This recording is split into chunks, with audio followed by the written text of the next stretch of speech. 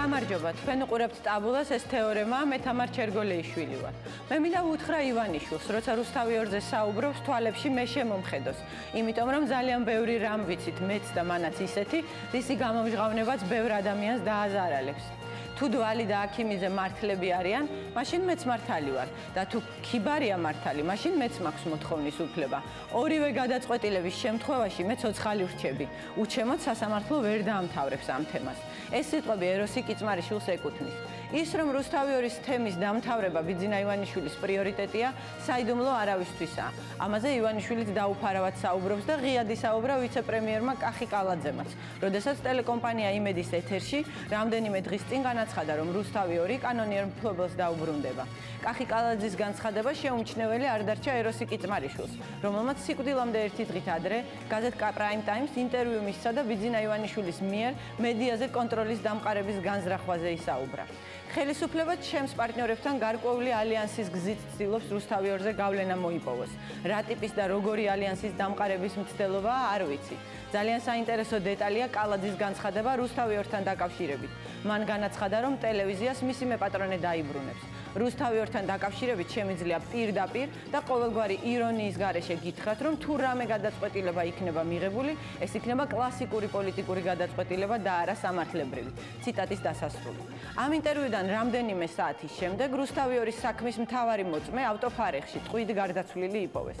როგორც ეროსი კიწმარიშვილის ძმა ამბობს, გარდაცვლილი იჯდა მძღოლის ადგილას, ეკეთა ღვედი, მანქანის ფარები იყო ანთებული, იარაღი, რომელიც მანქანაში იპოვეს, სუფთა იყო, სისხლის კვალი გარეშე. მიუხედავად იმისა, რომ სხვა ყველაფერი სისხლით იყო გასრული. როგორც ოჯახის მიერ მიწვეული ექსპერტები ამბობენ, სიკვდილი იარაღის მიბჯენით გასროლის შედეგად დადგა. ამ გარემოებების მიუხედავად, პროკურატურამ გამოძიება თვითმკვლელობამდე მიყვანის მუხლით დაიწყო. ოჯახი და ახლობლები თვითმკვლელობას გამორიცხავენ.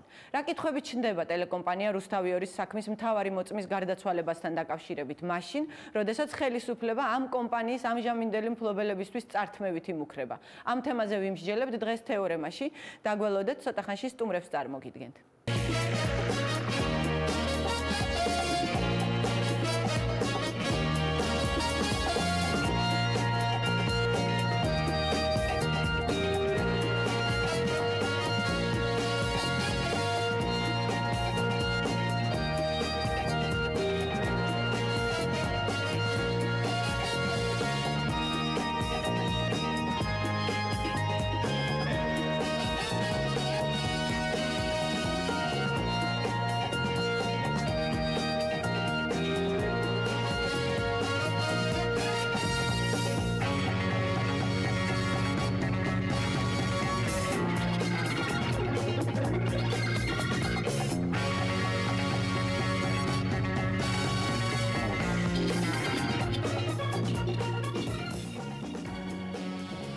კიდევ ერთხელ მოგესალმებით, როგორც უკვე გითხარით, დღევანდელ თეორემაში ეროსი კიწმარიშვილის გარდაცვალების გარშემო გაჩენილ კითხვებს დავსვამთ და შევეცდებით გარკვეული პასუხებიც მოვუზებნოთ, რამდენადაც ეს შესაძლებელია, თუმცა მანამდე მინდა სამძიმარი გამოვთქვა მისი მეუღლის, მისი შვილების, მისი მშობლების, მისი ოჯახის წევრებისა და ახლობლების მიმართ ამ ტრაგიკული შემთხვევის გამო და ახლა წარმოგიდგენთ ჩემს სტუმრებს შოთა უტიაშვილი, შინაგან საქმეთა სამინისტროს ანალიტიკური დეპარტამენტის ყოფილი ხელმძღვანელი, ფიქრია ჩიხრაძე, ახალი პარტია ახალი მემარჯვენეების თავმჯდომარე, გიორგი ტუღუში, საქართველოს დემოკრატიული ინიციატივის თავმჯდომარე და გოჩა სვანიძე, ადვოკატი, თუ არ ვცდები, ბატონი გოჩა იცავდა ბატონი ეროსი კიწმარიშვილის ინტერესებს, როგორც მაესტროს, ისე რუსთავი ორის საქმეზე.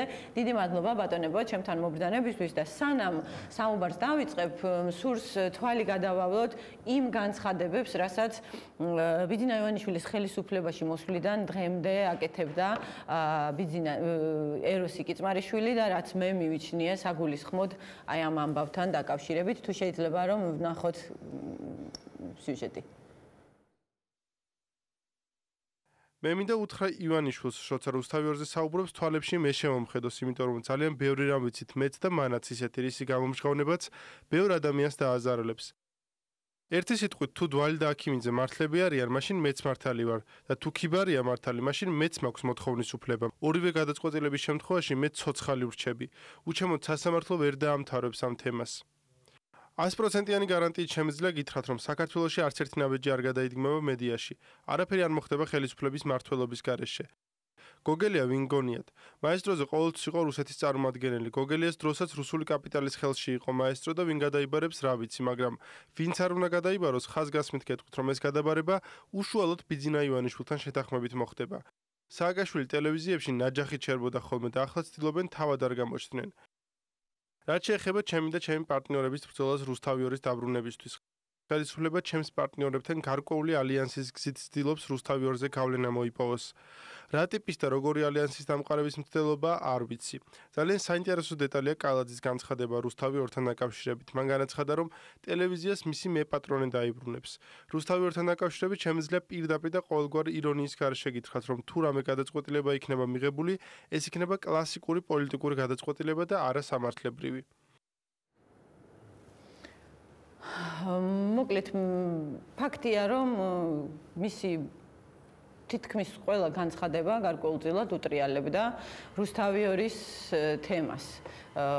მან ხანგრძლივი პრესკონფერენციაც მიუძღვნა ბიძინა ივანიშვილის ინტერვიუს, ირმა ინაშვილთან ინტერვიუს განხილვას, სადაც ბიძინა ივანიშვილი მას ხშირად ახსენებს უარყოფით კონტექსტში.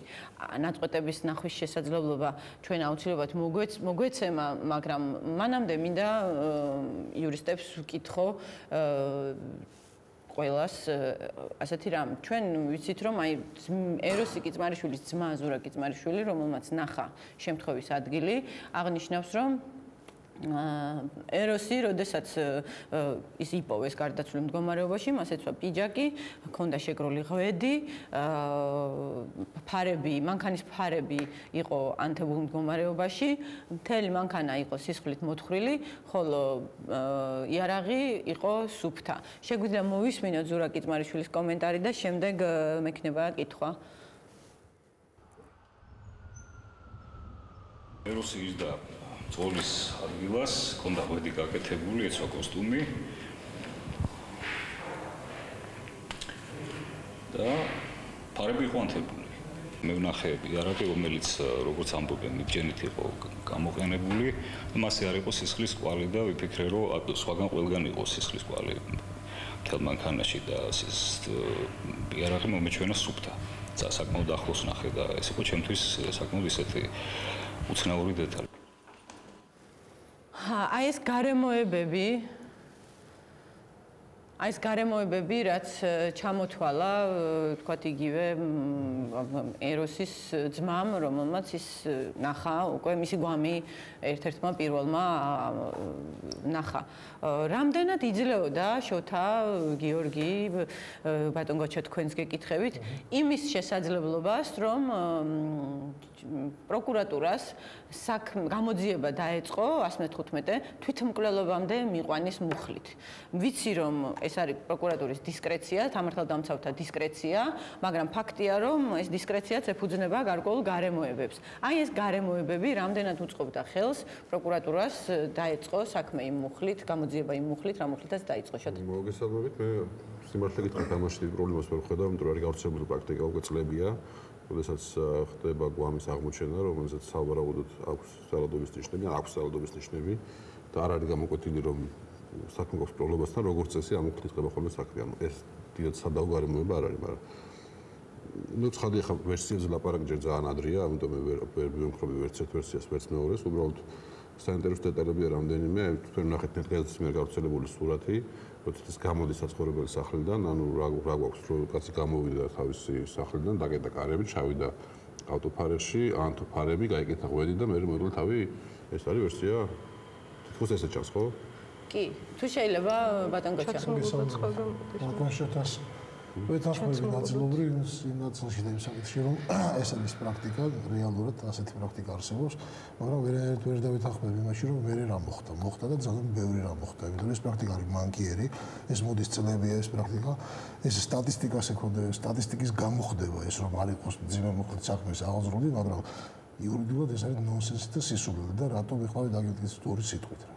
იმისათვის რომ საქმე აღიძოს ამ მუხლით საჭირო არის ამ მუხლის დისპოზიცია გქონდეს სახეზე ვარაუდის დონეზე. მე არ ვსაუბრობ მტკიცებულებები და დამტკიცებულებები. გულისხმობთ რომ ან იყოს საგამოსათხოვარი წერილი ან ეს მუხლი პირდაპირ გვეუბნება ჩვენ რომ თვითმკვლელობამდე მიყვანა იძულება, ანუ უნდა ხდებოდეს მუქარის შანტაჟის ან პატივისდან ღირსების შემახული ცნობების გავრცელების მუქარის გზით. შესაბამისად გამოძიება, როდესაც ამ მუხლით გძრავს საქმეს, მინიმუმ მას უნდა გქონდეს ინფორმაცია, რომ დაზარალებულს გარდაცვლის ვიღაც ემუქრებოდა. მინიმუმ. ან აშანტაჟებდა, ხო ესე? არ ვიცი, თუ დღეს ასეთი ინფორმაცია გააჩნდა სამართალდამცველს, კი ბატონო, ეს თქვა თუ არა. კი ბატონო, თუმცა იგივე რამდენად ეს პრაქტიკა არის. გასაგებია, რომ კორექტული არ არის გარდაცვლის ოჯახის მიმართ საერთოდ, რა და ჩვენ ახლა კი, ცხადია, იმიტომ რომ თვითმკვლელობა თავისთავად ოჯახისთვის არის.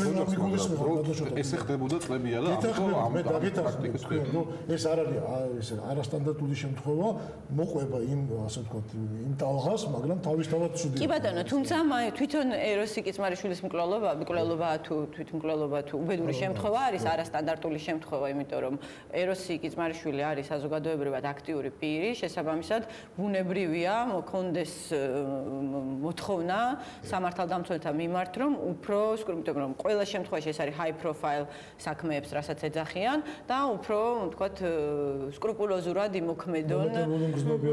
კი ბატონო, ხო, რომ საზოგადოებაში, ვთქვათ, არ გამოიწვიონ ეჭვები და ფაქტია, რომ ეს ეჭვები უკვე გაჩნდა. გიორგი, თუ შეიძლება ვთქვათ, რომ ამ მუხლით გამოძიების დაწყებამ კიდევ უფრო გააღრმავა ეს ეჭვები, რომელიც მაინც იარსებებდა ყველა შემთხვევაში საქმის მოცემულობიდან გამომდინარე.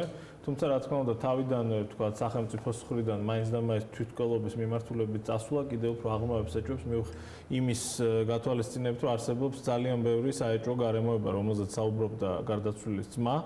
ასევე მე გამოჩნდა კონკრეტული მოწმე, რომელიც ამბობდა ჯერ საერთოდ არ უსაუბრია ვთქვათ იარაღის შეძენაზე, მე ირკვევა რომ თურმე დილით გაიფორმა კიცმარიშვილმა იარაღი, მაღაზიაში შეიძინა და იგი უნდოდა ძმისთვის, რომელსაც დაბადების დღეზე უნდა გადაცემოდეს იარაღი, თუმცა მე ირკვევა რომ დაბადების დღე არ თვარწები 31 იანვარს. არა, ეს დავადგინეთ 4 ივლისს აქ დაბადების დღე, მაგრამ იქ კიდე ბევრი გაუგებრობა იყო, ამაზე შეგვიძლია ვისაუბროთ გადაცემის ბოლოს. ამას ემატება კიდე უამრავი გარემოება, რომელზეც საუბრობენ, ვთქვათ, იგივე გარდაცვლილი სამომავლო გეგმებზე, ის რომ არანაირი, ვთქვათ, წინაპირობა იმისა, რომ მას ქონოდა საფუძველი თვითმკვლელობის არ არსებობდა, ხა მე ალბათ ნამდვილად ვერ ვისაუბრებ კონკრეტულ დეტალებზე, მაგრამ მის მახლობლებმა მე მგონი ერთადერთი, რაზეც ყველა შეჯერდა, რაც მე მოვისმინე, არის ის, რომ ეროსი კიცმარიშვილს არ გააჩნდა არანაირი საფუძვლები იმისა, რომ ვთქვათ, ეფიქრა ეგეთ უკიდურეს ზომაზე და განეხორციელება თვითმკვლელობა. ამაზე საუბრობდა ყველა, როგორც მისი ახლობლები და ნაცნობები, ასევე გარე პირებიც. გარდა იმისა, ირკვევა, რომ იგი ბოლო დღეებში ეკონტაქტებოდა არაერთ პირს და საუბრობდა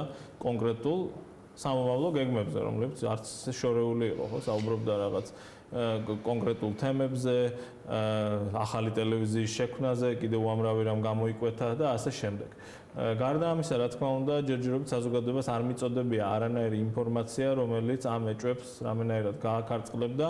გარდა იმისა, რომ ჩვენ გვაქვს რაღაც კონკრეტული ინფორმაცია იმაზე, რომ მან კონკრეტულ მაღაზიაში შეიძინა კონკრეტული იარაღი, თუმცა არ არის ჯერჯერობით პირები გავრცელებული, რომელიც ასახავს თუნდაც როგორ შედის იგი ამ მაღაზიაში. საინტერესო დეტალი, რადგან მაინც შევეხეთ რა გვარია ის ბატონო ნანიტაშვილის თემას 50 ჯერ ვახსენე დღეს და მაინც დამავიწყდა. ნანიტაშვილის თემას აქ საგულისხმო ის იყო, რომ აქ არ არის საუბარი თქვა ნანიტაშვილის პატიოსნებაზე, საერთოდ არ არის საუბარი თუ ვინტერესდებით მისი თქვა ინტერესებს, როგორ იქცევა სამართალდამცავი სტრუქტურები, ხომ არ არის ის დაშინებული მართლა შეიძინა იარაღი, ეს არ გამორიცხავს იმას, რომ ფაქტია, ეს არაფერს არ ნიშნავს, ეს არის სიმტომის ნანიტაშვილი მას აღმოს რომ ამკაც იარაღი ეროსის ქონდა გაუფორმებული იარაღი. კი ბატონო, ძალიან არ მინდა რომ წაგვიღოს ნანიტაშვილის თემა, იმიტომ რომ ამ შემთხვევაში ეს მეორე ხარისხოვანია ეჭვები დაბადა იმან რომ პირველად მან გააკეთა განცხადება, სადაც თავს დაესხა სამართალდამცავებს და თქვა რომ რა თვითმკვლელობა თქვენ გიჟები ხო არ ახართ, გამორიცხავთ თვითმკვლელობას. შემდეგ პროკურატურამ გაავრცელა განცხადება რაღაცა იარაღის თაობაზე, რომელიც თურმე იმ დილით დაურეგისტრირებია და რუსთავიორთან ინტერვიუში ნანიტაშვილმა ისეთი რაღაც თქვა რომ კი მე მითხრა რომ ის აპირებდა ძმისთვის იარაღის შეძენას, რომლის დაბადების დღე ჩვენს გადავამოწმეთ და Facebook-ზე არასწორი დაბადების დღე უწერია 4 ივლისს არის დაბადებული, დაუშვათ ესეც ის არის. თუმცა არ უხსენებია არაფერი ისეთი, რაც შემდეგ მეორე დღეს თქვა, რაც თავისთავად ბადებს ეჭვებს, იმიტომ რომ ამის შემდეგ ნანიტაშვილს ჰქონდა დაანონსებული რაღაც პრესკონფერენცია, ის დაიკარგა საათების განმავლობაში, არ პასუხობდა ზარებს და ჩვენ ვრეკავდით ჟურნალისტები ვეკავდით პროკურატურაში და ვეკითხებოდით ხომ არ არის ის დაკითხვაზე, პასუხი იყო ესეთი არ ვიცით არის თუ არა დაკითხვაზე და როდესაც გამოჩნდა უცებ მოყვა ისტორია იმასთან დაკავშირებით რომ ისინი თურმე ერთად მივიდნენ მაღაზიაში ერთად აარჩიეს იარაღი ანუ ძალიან ბევრი ისეთი დეტალი მოყვა რაც წესით როცა იარაღზე საქმე ჩამოვარდა საუბარი ჩამოვარდა უნდა მოეყოლა მაგრამ დავანებოთ ამას თავი იმდენად არის ხა მე მესმის მეგობარი იყო და ძალიან ტრაგიკულია როდესაც მეგობრის გარშემო ესეთი კითხვები ჩნდება უბრალოდ მე სულაც არ გამოვრიცხავ რომ ეს ადამიანი იყოს რაღაცა გარკვეული მუქარის ქვეშ თქვათ და როდესაც თქვათ არ ვიცი მე გემუქრებიან შეიძლება რაღაც ისეთი გააკეთო რასაც თქვათ სხვა შემთხვევაში არ გააკეთებდი ეს არის კიდევ ერთხელ ვამბობ კითხვები ჩვენ ამ გადაცემაში გადაჭრით ვერაფერზე ვერ ვისაუბრებ გავიმეორებ ალბათ ამას 50 ჯერ თუმცა ბევრი ალბათ ამას ვერ გაიგებს და კვლავინდებურად დამდებს ბრალს იმაში რომ მე რაღაც ვერდიქტები გამომაქ აი ზურა აბაშიძემ ისროლა ჩემი მისამართით ასეთი ბრალდება ხო, მოკეთ ეს ცალკე გარემოებაა, რომელიც კიდევ აძლიერებს, ეჭვებს სამართალდამცავების მოქმედებასთან დაკავშირებით. მოდით თავარ თემას დაუბრუნდეთ. რაზეც ნერვიულობდა, ვთქვათ, და საუბრობდა ეროსი კიცმარიშვილი გარდაცვალებამდე რამდენიმე საათით ადრე პრაიმ ტაიმთან ინტერვიუში ეს არის რუსთავი 2 და რუსთავი 2-ზე გავლენის მოპოვების მცდელობა. ის ამბობდა იმას, როგორც მოვისმინეთ ჩვენ აი ამ კოლაჟში რაც გავაკეთეთ, ვთქვათ, მისი განცხადებების, რომ მის პარტნიორებს შეეკრა ხელისუფლება და ასეც ცდილობს რუსთავი 2-ზე გავლენის მოპოვებას.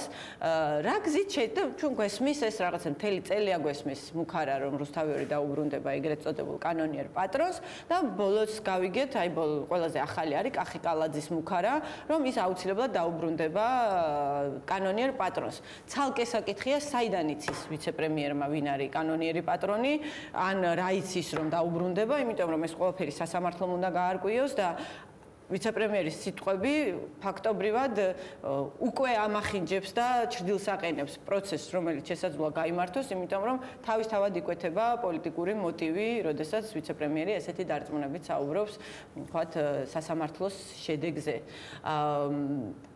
რა ფორმით შეიძლება, როგორ შეიძლება, რა გზები არსებობს იმის, რომ ხელისუფლებამ ვთქვათ, წაართვას არსებულ მფლობელებს რუსთავი 2. აი რა არის ეს გზა, რა შეიძლება, რა უნდა მოხდეს იმისთვის, რომ რუსთავი 2 ჩამოერთვას ამჟამინდელ მფლობელს და გადაეცეს, არ ვიცი მე, კანონიერ მფლობელს. თუ შეგიძლიათ, ვთქვათ, აი ოფციები თქვენი მომცეთ. ჩემი შემიძლია ვთქვა ერთ-ერთი გზა არის სასამართლოს გზით სიარული ამ შემთხვევაში და ალბათ იმ შეთანხმების ბათილად ცნობა, რომლის საფუძველზეც თავის დროზე გასხვისდა რუსთავი 2. მე დეტალები არ ვიცი, უბრალოდ ვცდილობ თეორიულად წარმოვიდგინოთ, შეიძლება ბატონ გოჩას კონდეს, ვთქვათ, იგივე. შეიძლება მეტი დეტალი იცოდეს, ვიდრე მე. კი ბატონო, თქვენი მოსაზრება როგორია? ჩემი მოსაზრება ძალიან რთულია, იმიტომ რომ ჯერ დავიწყოთ რამდენიმე ნაწილისგან შედგება ეს მოსაზრება, იმიტომ რომ კითხვა არის თვითონ რამდენიმე ნაწილით შედგენილი. ხელისუფლებამ როგორ უნდა ჩამოართვას, არ ვიცი რა. რა შვაშია საერთოდ ხელისუფლება რუსთავი 2-თან, იმიტომ რომ რუსთავი 2-ს ყავდა და ყავს ყოველთვის კონკრეტული მესაკუთრე და ეს ხელისუფლება არასოდეს არ ყოფილა ოფიციალურად. შესაბამისად ხელისუფლება ვერ ჩამოართვებს, ვერ ჩამოართვებს. ეგ მე ერთი. მეორე. აი ალიანსის ძილობს ამაზე საუბარი. ხო, არა, მოდით ახლა ეს იცით რა არის, ჩემთვის ცოტა გაუგებარია ახლა პრემიერი დღევანდელი არ არის გამონაკლისი, საერთოდ ამ ტიპის განცხადებებში ჩვენი უბედურება არის საერთოდ ეს და ამ ჯოჯოხეთის გარშემო უტრიალებ დიდი ხანია, ძალიან დიდი ხანია მიუხედავად ხელისუფლებებისა, როდესაც პოლიტიკოსები ასეთ ტიპის განცხადებებს აკეთებენ, რომელსაც სამართალთან არანაირი კავშირი არ აქვს. მაგრამ ეხლა დაუბრუნდეთ კონკრეტულ თემას რა. რუსთავი 2 მას შემდეგ რაც ის ეროსის ჯარჯი აქიმიძის და დათო დვალის იყო და გასხვისდა ოფიციალურად ხო იმის მე 2004 წელს. დიახ, იმის მერე კიდევ რამდენჯერმე მოხდა, რამდენჯერ ზუსტად არ ვიცი. შეიძლება ერთხელ იყო. 2007 წელს, როდესაც ქიბარ-ხალვაშისგან იყიდა უკვე ყარაბაღი. იმისათვის რომ დღევანდელ მფლობელს ჩამოერთვას ეს, აუცილებელი არის დაინტერესებული პირის, ანუ ამას ქვია სათანადო მოსარჩელის მიერ წარდგენილი სარჩელი. მე ამაზე სარჩელს ვერ შევიდან, თქვენ ვერ შეიტანთ, ვერ შეიტანს საზოგადოება როგორც აბსტრაქცია, ვერ შეიტანს ხელისუფლება. ეს უნდა შეიტანოს იმ პირებმა, კონკრეტულმა, ვისაც თეორიულად შეიძლება კონდეს ამის ინტერესი. არსებობს კიდეც ასეთი სარჩელი, ხო? არის აქიმიძის და დვალი, მონი, ჩივიანovsთან დაკავშირებით. პროკურატურაში რამდენადაც ვიცი, უკაცრავად რა. კი ბატონო, თავისუფალი საუბარია. გამომდინარე იქედან რომ მე ეროსისთან ძალიან დიდი ხნის ურთიერთობა მაკავშირებს და ჩვენი ურთიერთობა მათ შორის ბევრჯერ კი არა, თითქმის უმეტეს წილად და მათ შორის რუსთავიორთან დაკავშირებითაც ბევრი რამ ვიცი, ასე ვთქვათ, ბუნებრივად ამის თაობაზე და როცა მე ბოლოს მქონდა რამოდენიმე შეხვედრა ეროსისთან, მართალია შეხვედრა მისი ინიციატივით პოლიტიკას უკავშირდებოდა, მაგრამ ძალიან ბევრი მესაუბრა თვითონ საკუთარი ინიციატივით ამ თემაზეც, რუსთავიორის თემაზეც. და მას ეს თემა ძალიან, ასე ვთქვათ, ბუნებრივად აწუხებდა, აწვალებდა, ამაზე ყოველთვის რაღაცა მოძრაობაში იყო, ხდებოდა უამრავ ადამიანს და ის რომ მოსარჩელი არსებობს, ნამდვილად არსებობს, პროკურატურაში არის შეტანილი სარჩელი ამასთან დაკავშირებით და ეროსი სწორედ ამბობდა ამას, რომ თუ კი არსებობს სამართლებრივი გზა აუცილებლად უნდა გავიდეს ჩემზე. იმიტომ რომ აბსოლუტურად ოფიციალური დოკუმენტაცია არსებობს იმისა, როგორ მოხდა წილის გადაფორმება მისგან, ვთქვათ, უпростоრად დანარჩენი ორი მოწილისაგან მასზე და მე როგორ მოხდა ქიბარ-ხალვაშის გაჩენა. ანუ ხალვაშს ის ამბობდა ასეთ რამეს, რომ მათ უნდათ რომ ხალვაში აქიმიძე და დვალი ერთმანეთს დააკავშირონ და ეს ჩემს გარეშე ვერაფრით ვერ გამოვა, იმიტომ რომ აქ მე ვარ ერთ-ერთი მთავარი რგოლი და ის სულ მე ხუმრობით ვეუბნებოდი იმასაც, რომ მე მაწყობს ახლა შენ თუ ამ საქმეს წამოიწყებ, იმიტომ რომ შენს მერე მე ვარ, ვინც უნდა იბრძოლოს რუსთავიორის დაბრუნებისათვის და ის ძალიან ბევრი ამბავი მიამბო, ძალიან ბევრი, იმდენი რომ აი ბევრი ვერც კი დავიმახსოვრე, იმიტომ რომ ძალიან აჟიტირებული იყო ამ თემით. რუსთავიორის თემით და ამბობდა იმასაც, რომ ეხლა ყველაფერს ცდილობენ იმისთვის, რომ როგორმე მე არ ვიყო ამ საქმეში. ეს დაახლოებით რამდენი ხნის წინ? ვეუბნებოდი, ეს მოხდა დაახლოებით, გეტყვით, ზუსტადად შემიძლია აღვიდგინო, ეს იყო არჩევნებამდე, ალბათ აპრილის ბოლო, მაისის დასაწყისი, რაღაცა SMS-ებიც კი მაქვს ისე უბრალოდ შემორჩენილი და არა შენახული, იმიტომ რომ მას როცა კენჭისყრა ქონდა გადაწყვეტილი ამასთან დაკავშირებით უნდოდა რაღაცა კონსულტაციების გავლა, ქონდა რაღაცა მოსაზრებები, მართალია ჩვენ ვერ შევთანხმდით ამ მოსაზრებებზე, მაგრამ ეს საუბრები ქონდა და აი ყველა საუბრის დროს ეს თემა ბუნებრივად ჩნდებოდა მისი რუსთავიორის შეგვიძლია თუ არა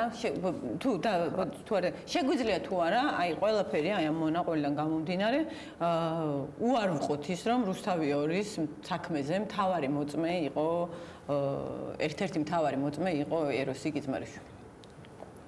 ვერ ვარყოფთ ამას.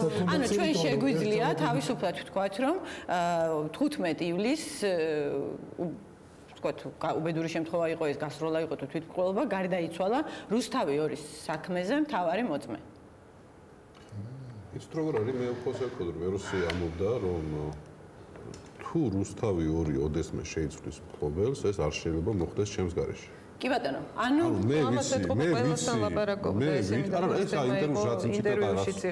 მე ვიცი ისეთი რაღაცეები, რომელიც ნებისმიერ სასამართლოს ანუ ყველა სასამართლო ბოლოს მოვაჩენთ. კი ბატონო, ანუ იმაზე ვთანხმდები და ის ამბობდა, რომ ის აუცილებლად იყო ასეთ ფრაზასაც ამბობდა, ყელში გაჩხერილი ძვალივით იყო და სასამართლოს გზა მას ვერ აუვლიდა გვერდს ვერანაირად. ჩვენ სასამართლო გქონდა ამ თემაზე თავის დროზე. ეს ხდება 2008 წელს. თუ არ მაღალატოს მახსოვრობა, ყოველ შემთხვევაში 7-ზე ადრე არ არის და 9-ზე გვიან არ არის, სადღაც მაგ პერიოდშია. და ერთადერთი პოზიტიური რაც იმ სასამართლოდან გამოვიდა არის ის, რომ დაარსო ისე უმნიშვნელო ეს სამომავლოდ ქონდა ეროსის ჩადებული, ნამდვილად შენახული ასე ვთქვათ უჯრაში. ეს არის ის, რომ სასამართლომ დაადგინა, რომ მას წილის გასხვისების დროს არ გადაუხადეს თანხა. კი ბატონო.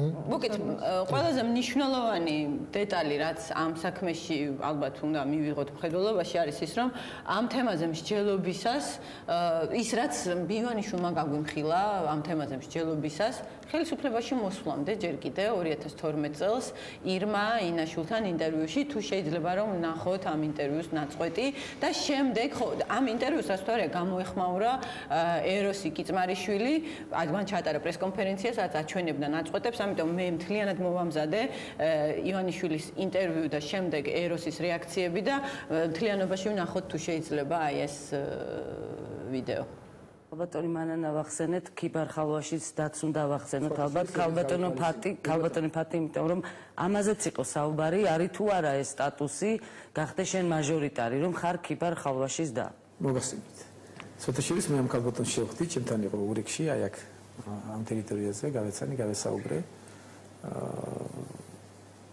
მას ყველა თვისება აქვს იმის რომ მისი ბიოგრაფია მისი წარმომავლობა მისი გვარი და ყველაფერი ერთად იძლევა საშუალებას რომ მან კენჭი იღაროს და მას აქვს ყველა შანსი რომ გაიმარჯვოს თუმცა არ დაგიმალავთ რომ აქაც ის რომ ქიბარხალვაშის დაიყო რა თქმა უნდა ერთ-ერთი პლუსი იყო ჩემს თვალში პირადად მე ქიბარს არ ვიცნობ მაგრამ ძალიან სიმპათიებით ვარ განსხვავებული მის მიმართ და მე მგონი ურთიერთშორის გვაქვს ეს სანამ პოლიტიკაში მოვიდე მანამდე ჩვენ ცვლიდით სიმპათიებს თუმცა ერთმანეთი არასდროს არ გვინახავს კი მაგრამ ეხლა საზოგადოებაში გაჩნდება კითხვა ეს ის ქიბარხალვაში არ არის რუსთავი 2 სფლობელი რო იყო და მის დროს ეს იყო ბოროტების მანქანა რატომ მოგწონდათ თქვა და რატომ მოგწონთ ეს კაცი რა გააკეთა ასეთი გმირული მის ცხოვრებაში დასვამენ ამ კითხვას მოგახსენეთ რუსთავი 2-ის მეპატრონე ქიბარხალვაში იყო აბსოლუტურად შემთხვევით და აბსოლუტურად ფორმალურად მე ეს საკითხები ძალიან კარგად ვიცი და ოდესღაც ამაზე ვისაუბრებთ ეხლა რომ ეს თემა არ გადავიტანოთ კი ბატონო მე და ქიბარო ვიცით ნაწილი იცის მან ნაწილი ვიცი მე და ჩვენ გაერთიანებულად ამას ვიტყვით მაგ ტელევიზიას ყოველთვის აკონტროლებდა სააკაშვილი და როდესაც ეროსი მოახერხა და თავისი პარტნიორები გააცრუა და მე მათ შევხვდი დვალი იყო ერთ-ერთი თანამონაწილე თქვენ მოგეხსენებათ ეროსი მოახერხა და ისინი სიცრუით ჩამოიშორა და ძირითადად თანხები აიღო ეროსი ერთი წამით არ გააჩერეთ თუ შეიძლება ერთი წამით დააფიქსირეთ აუცილებლად ესე იგი ბატონი ბიძინა ბძანებს რომ მე ყოფილი პარტნიორები გავაცურე და ძირითადი თანხა ავიღე. მიაქცეთ ყურადღება, რა თანხაზე ალაპარაკი არავინ არ ვიცით, რა გავაცურე არავინ არ ვიცით, მაგრამ ნუ დააფიქსირეთ ეს თქვენთვის, რომ ძირითადი თანხა მან გააცურა პარტნიორები და ძირითადი თანხა მან აიღო. გავაგრძელოთ. თითქოს ეროსი წავიდა იქიდან, მუდმივად მას აკონტროლებდა სააკაშვილი და ამ ფაქტებს ეს ახლა აღარ არის საინტერესო. თუმცა საინტერესო ახლა აღარ არის, მაგრამ საინტერესოა, იმიტომ რომ ბოლო 5 თვეა მე ამ თემაზე ბევრი ინტერვიუ მოვისმინე ივანიშვილის და სხვა შორის მასთან დაკავშირებული ადამიანებს. თუმცა საინტერესოა ეს თემა, თვითონ რუსთავიურს. გავაგრძელოთ. ქიბარი ნაწილი მანის სისტემი მეორე ნაწილი მე ვიცი ამ საკითხების და ოდესღაც ანუ ქიბარმა რაღაც იცის, ბატონო ბიძინამ რაღაც იცის და ოდესღაც ამაზე იტყვიან. გავაგრძელოთ. ბოლომდე გავშიფროთ. ბოლომდე გაშიფრავენ. ქიბარი მეგობრულად ცდილობდა იქ თქვა. ერთი წამით სააკაშვილი როგორ? გავუშვოთ, სააკაშვილი რაღაც ესე მეგონა რაღაც პროცესში, თუმცა ჩემი პირდაპირ დამოკიდებულება არ მინდა ამაზე მივანიშნო, რომ ახალ თავრობას, ახალგაზრდა თავრობას უნდა დახმარება, ხელის გამართვა, მათ რიცხვში რომ იქ ეროსი ხელს უშლიდა და გაჩერდით ერთი წამით, მოდი ფაქტი დავაფიქსიროთ, რომ მე რუსთავი 2-ის დამფუძნებელი, თანადამფუძნებელი, ამ ბოლო დროს ძალიან ხშირად ხმარობთ დამფუძნებელს, მაგრამ მოდი ვიხმაროთ თანადამფუძნებელი ყველა თემაზე. რუსთავი 2-ის დამფუძნებლები, ძირითადი დამფუძნებლები იყო 3. ერთ-ერთი მე ვიყავ, ამიტომ თანადამფუძნებელი ვარ, აგერ ცოცხალი მემატიანეზის ზვიადი გამახსენდა თავის თავად. ხო, თანადამფუძნებელი რომელიც იმ მომენტში 94 წლიდან, ანუ რუსთავი 2-ის მაუწყებლობის დაწყებიდან 2004 წლამდე იყო რუსთავი 2-ის გენერალური დირექტორი. მცირე რამდენიმე თვიანი მონაკვეთის გარდა, დანარჩენი ყველა პერიოდში მე ვასრულებდი პრეზიდენტის და გენერალური დირექტორის ფუნქციებს. ახლა რას ბრძანებს ბატონი ბიძინა, რომ სააკაშვილს კიდევ ერთხელ ოდნავ გადმოწია უკან თუ შესაძლებელია. კი ბატონო გაუშვათ ის ამბობს რომ ხელს ნერვებს უშლიდი მე რაღაც საკითხებში სააკაშვილს გავაგრძელოთ. სააკაშვილი არ მალავდა ჩემთანაც კიდე ძალიან მეხვეწებოდა რომ დავხმარებოდი რომ როგორმე ეს ეროსი ჩამოეშორებინათ მისთვის რომ რუსთავი 2 და ეროსის სულდა რომ ერთჯერ შემახვედრა ძალით თქვა რამდენჯერმე თქვა და არ მინდოდა შეხვედრა ეროსისთან და სულ მუდამ ახსენებდა საუბარში ამ ბერლუსკონი ხო არა ვარ და ბერლუსკონი ხო არა ვერ გავიგე რა უნდა ეს მე ვახსენებდი რომ ბერლუსკონი ხომ არა ვარ მასთან საუბარში ძალით შეხვდა სააკაშვილს და ეგ როგორ მეთქი კაც ხო ჟვანია პრემიერ-მინისტრი მე რა რო ჟვანია მაგას აქსურული და მოგეთ ეს პროცესები იყო და მე არ გამოვრიცხავ რომ ქიბარხალვაშმა მეგობრულად რაღაც პოზიცია დაიჭირა რამდენადაც ისიც გრძნობდა და სურდა რომ ახალი ხელისუფლება მოვიდა და მხარი დაიჭირა მათთვის რომ როგორმე აღშინებლობა დაწესებულიყო ჩვენი ქვეყნის და თქვა იგივე ეროსი ჩამოეშორებიათ რომელიც თქვა თავს აგეზრებდა სააკაშვილს პრემიერის პოსტის თხოვნით გაჩერთ ერთ წამს რა გაიგეთ ახლა თუ შეიძლება კიდევ ერთხელ დავაზუსტებ რომ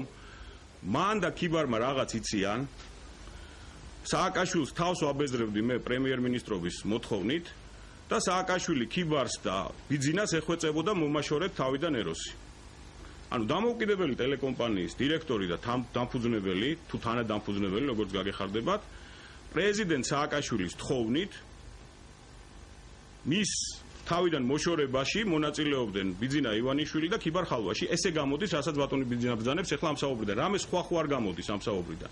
თუ სხვა გამოდის, მე კითხვებში მოვისმენ ინტერესით. გავაგრძელოთ.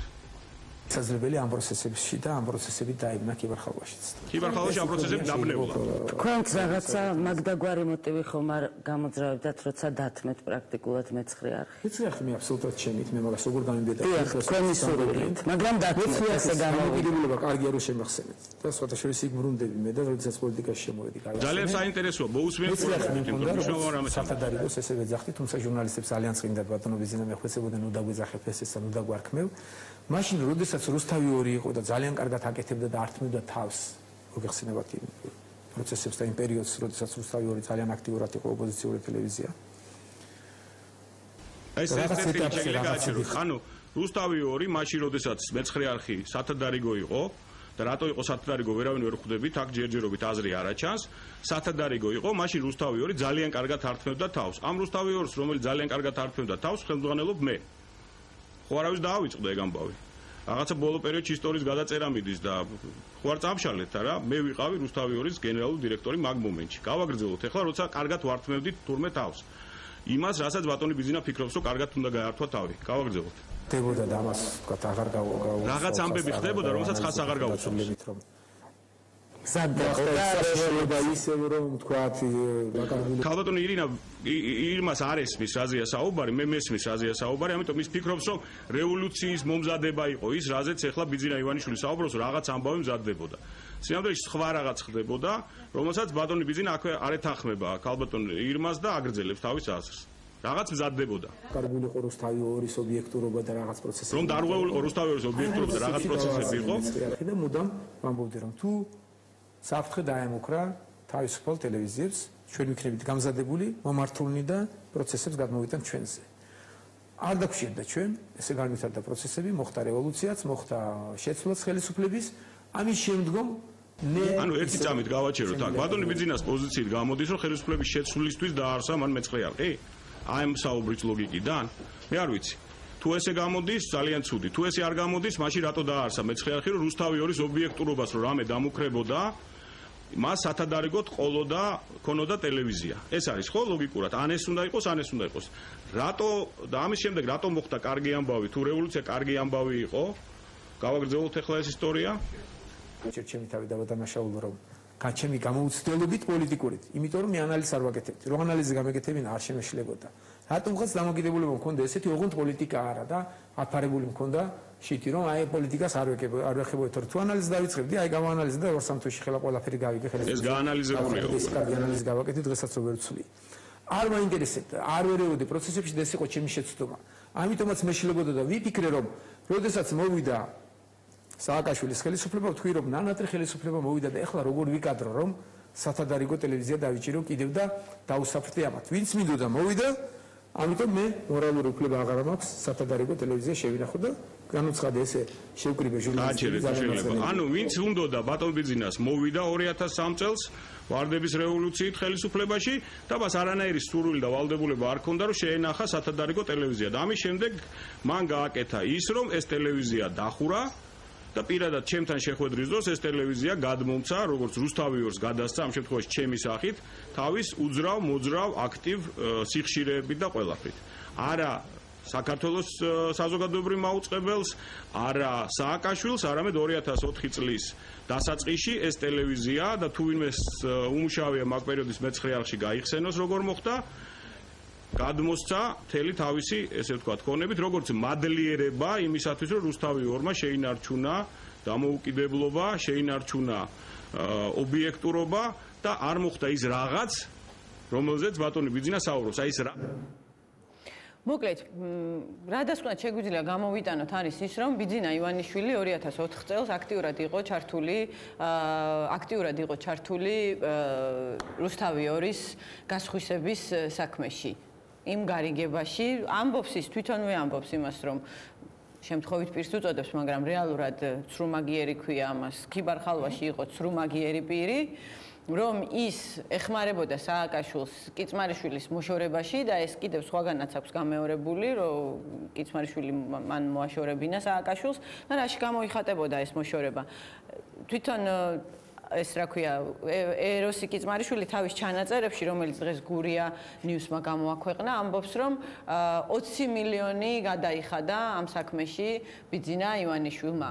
აქედან, ეროსი ამბობს, რომ მას არაფერი არ აუღია და ნაწილი შეხვდა დვალს და ნაწილისაც წაიღეს არიცის, მაგრამ ამავდროულად ბიძინა ივანიშვილი ამბობს, რომ ეროსიმაც აიღო აქედან ყველაზე დიდი ნაწილი. არ ვიცი ხა ეს რა არის მართალი რა მტყუანი, მე ვიცი, რომ ეროსი კიცმარიშვილი საქართველოს დატოვების შემდეგ ძალიან კარგად ცხოვრობდა ნიუ-იორკში, ნანახი მაქვს მისი სახლი, პარკ მასში ტრამპ ტაუერში და ანუ რაღაცა თანხა ქონდა ფაქტია იქ ხა ესე ვერ იცხოვრებდა ხო? მოგეთ ესეთ სიტუაცია არის. იმ შემთხვევაში თუ 2004 წლის გარიგება არის უკანონო და აქიმიძე და დვალი სამართლიანად ითხოვენ თქვათ აყენებენ პრეტენზიას იმაზე რომ რუსთავი 2 მათ უკანონოდ წაართვეს, გამოდის თუ არა ბიძინა ივანიშვილი ამ უკანონო გარიგების მონაწილე რადგან ეროსი კიცმარიშვილისგანაც ვიცით და თავად ბიძინაც აკეთებს მინიშნებებს იმასთან დაკავშირებით, რომ აქტიურად იყო ჩართული აი ამ გარიგებაში სააკაშვილის თხოვნით, როგორც თვითონ ამბობს. თუ შეიძლება. მე. კი ბატონო. ბრალი დავდოთ ახლა. არა, იმ შემთხვევაში თუ არ იცით რა არის, ხო, რასაკვირველია თქვენ ვერსიას, რომელიც ახლა ბრძანებთ, არ არის არალოგიკური რა, აბსოლუტურად ლოგიკურია, თუმცა ეს არ ნიშნავს აქვს ან დადასტურებას, ან უარყოფას. ამ მიმართულებით ფიქრი იქნება სამართლიანი და სწორი. რა დადგინდება ღმერთმა უწესო. კი ბატონო, თქვენ რას ფიქრობთ? რა შეკართ თუმცა უნდა იმიტომ რომ მე ნამდვილად არა, მე იმის თქმა არ ვსურს რომ სხვა ვერსიაც არ შეიძლება არსებობდეს, მაგრამ რასაც ვზანებ ლოგიკურია, მაგრამ კიდევ მეორე ეს არ არის საკმარისი იმისათვის რომ თქვათ რომ ნამდვილად ხადია ჩვენ მოსასამართლო არა ვართ განსხვავებით კახკალაძისგან და მისლავიშვილისგან ბრალს არ ავსდებთ, მაგრამ იმ შემთხვევაში რასაც აქ ვისმენთ ახლა ჩვენ ხო ადამიანი ამბობს რომ ის აქტიურად მონაწილეობდა ამ ყველაფერში ქიბარხალვაში იყო ცრუმაგიერი პირი და ფული არსებობდა რაღაც საიდანაც დიდი ფული მან წაიღო, რა ქვია, ეროსიმ წაიღო. ამავდროულად ეროსი ამბობს, რომ მან გადაიხადა 20 მილიონი და აქედან რაღაცა ნაწილი შეხვდა დვალს. ამავდროულად მეც მაქვს თქვათ რაღაცა სხვა ტიპის ინფორმაცია.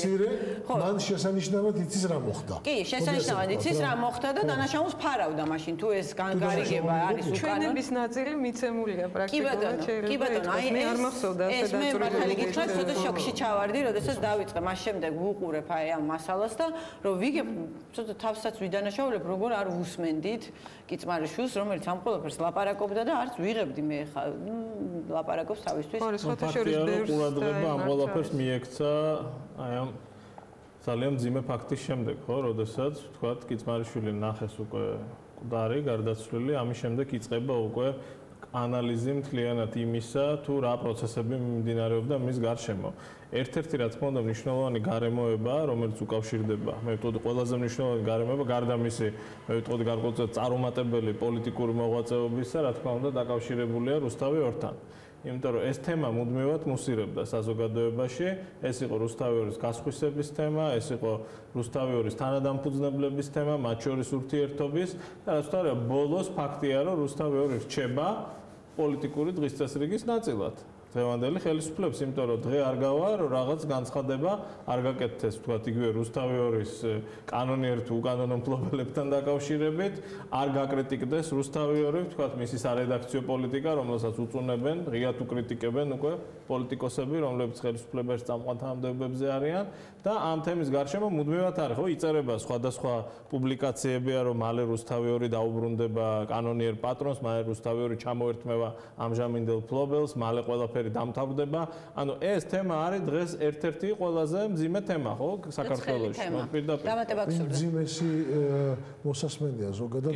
საერთოდ ის მიდგომა, რასაც ქვია ჩამორთმევა, წართმევა, დადოცვილი. რუსთავი 2-მა შექმნა თავისი ეპოქა და გარკვეულწილად ის ეპოქა დასრულდა. მე არ ვიძახი რუსთავი 2 დასრულდა, შეიძლება ახალი სახით მოგვიმნოს უკეთესად, მაგრამ დასრულდა ხო ეროსის შექმნილმა რუსთავი 2-მა, მარტო ეროსის არა, ჯარჯის და დათო დვალის შექმნა ეს რუსთავი 2-მა შექმნა გარკვეული ეპოქა. თუ ამდენი შესაძლებლობა გააქვს, ასე გული შემდგება. უამრავი ფინანსური შესაძლებლობები არსებობს სხვა ქვეყანაში. წადი რა გააკეთე ახლა. კი ბატონო, აი და მე წამოწაფოზე რატო ხო ხალხის მაგრამ რაც გამოვიდეთ ხო ნახეთ ხო გააკეთეს არა მე არ მყავს კონკრეტული პირები საერთოდ ბატონო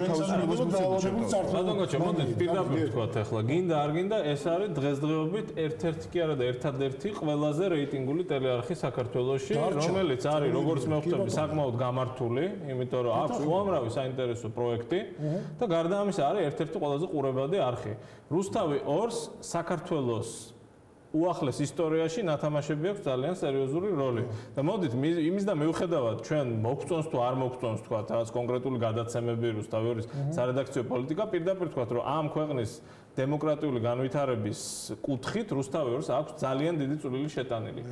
აბსოლუტურად ზუსტად გამოგვჩა ის რომ მარტო ეს რუსთავის ბოლო ინტერვიუში არ ლაპარაკობს მარტო რუსთავის 2-ზე ლაპარაკობს ზოგადად იმაზე რომ ხელისუფლება პრაქტიკულად აკონტროლებს მთელ მედიას ხო ის ამბობს რომ მაესტროზე ვერ შეიცვლება ვერავინ ბიზნეს თანხმობის გარეშე რომ იქ იმედიც რაც ბიზნეს თანხმობა ჭირდება რომ იქ რუსეთთან რაღაც ახალი ხალხი ჩამოიყვანოს და ამბობს რომ ქართულ მედიაში ესე არაფერი ბიზნეს გარეშე არის. კი ბატონო, ანუ მაინც რომ შევაჯამოთ. ანუ არის ეს პოლიტიკა რომ მედიაზე კონტროლი. მაინც რომ შევაჯამოთ, ცოცხალი ეროსი მიდის სასამართლო, სადაც უნდა დადგინდეს რომ უკანონოდ მოხდა გასხვისება ამ ყველაფრის. ცოცხალი და ეროსის ბოლო ინტერვიუს მიხედვით ის ამბობს რომ ყოფილ პარტნიორებთან ხელისუფლება არის ალიანსში შესული. მიდის სასამართლო დავა ეროსი ცოცხალია და როგორც მთავარი მოწმე და ამას ვერ აირიდებს თავიდან, ახლა ეროსიც ამბობდა ამას და ჩვენც თანხმდებით, ხო, გენერალური დირექტორი იყო იმ დროს, როცა ეს გარიგება მოხდა და უშუალოდ იყო ჩართული ამ პროცესებში. შესაბამისად შეუძლებელია, რომ ან დაცვის, ან ბრალდების მხარეს ის მოწმედ არ გამოიყენებინა. ის ცხადდება პროცესზე და ამბობს ესეთ რაღაცას, რომ იცით რას გეტყვით, ბიძინა ივანიშვილმა გადაიხადა ფული რეალურად ჯარჯიბის ქიბარ ხალვაში იყო ცრუმაგიერი პირი და შესაბამისად თუ ეს გარიგება არის უკანონო, მაშინ ბიძინა ივანიშვილიც არის ამ უკანონობის მონაწილე. რა შეიძლება და მომხდარა? არ გამოგჩეთ მიხეილ სააკაშვილთან ერთად. მიხეილ სააკაშვილთან ერთად ცხადი. მიხეილ სააკაშვილთან ერთად ბიძინა ივანიშვილიც არის ამ უკანონობის მონაწილე. საწოდავ დღეში იქნება მოსამართლე, რა უნდა გაიგოს? კი ბატონო. ასისავს დღევანდელ სასამართლოში. კი ბატონო. ანუ კარგი იქნება იმ ადამიანისთვის, ვისაც რუსთავი 2-ის წართმევა უნდა მფლობელისთვის, თუ ეროსი იმ პროცესზე არ მივა, ხო? თუ ცხადია. ცხადია, კარგით.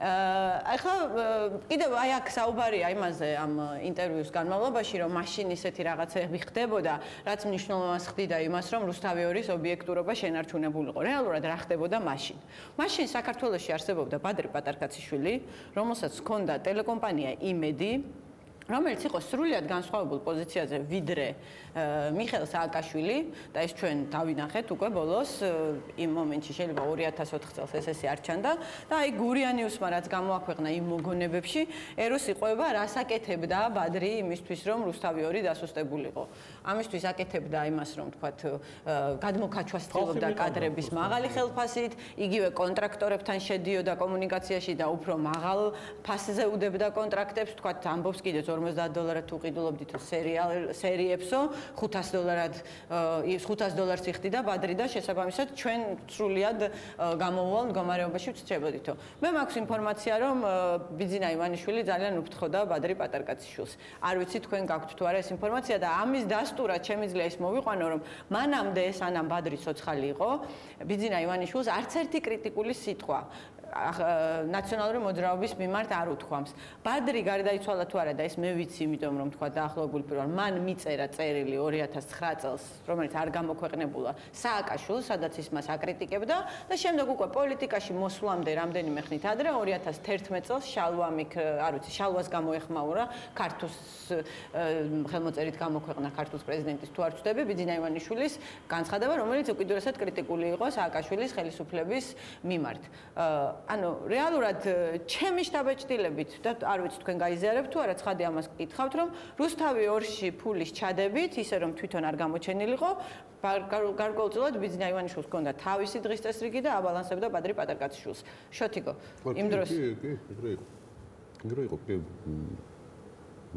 არასოდეს ანუ მე რამდენადაც მახსოვს და ვიცი ივანიშვილი ყოველთვის უთხოვდა პატარკაციშვილს და ფიქრობდა რომ პატარკაციშვილს მიეჭდა თავისთვის თავარ საფრთხედ და მიეჭდა რომ სააკაშვილთან ალიანსი დაიცავდა მას ბადარკაჩვილისაგან. და ეს ალიანსი გაწყდა მას შემდეგ, როგორც კი ბადარკაჩვილი გარდაიცვალა. ფიქრია თქვენ თუ კი, არა, მე ბევრი მიმართულებით მახსოვს თავის დროზე ასეთი ინფორმაცია, ის რომ ამ ორ ტელევიზიას შორის იყო სერიოზული კონკურენცია, ეს ჩანდა და სხვათა შორის ჩანდა იმაშიც, რომ ორივე ტელევიზია ცდილობდა რომ მაქსიმალურად აეწია დონე და საბოლოო ჯამში ეს ძალიან კარგად ეხმარებოდა შეიძლება ითქვას მედია ბაზარს მაშინ იმიტომ რომ საწევოს ფული ჭირდებოდა და ფული გაჩნდა ხო უბრალოდ იყო მახსოვს ესეთი სიტუაცია რომ სტუმრებს შორისაც კი იყო შეჯიბრი ვინდა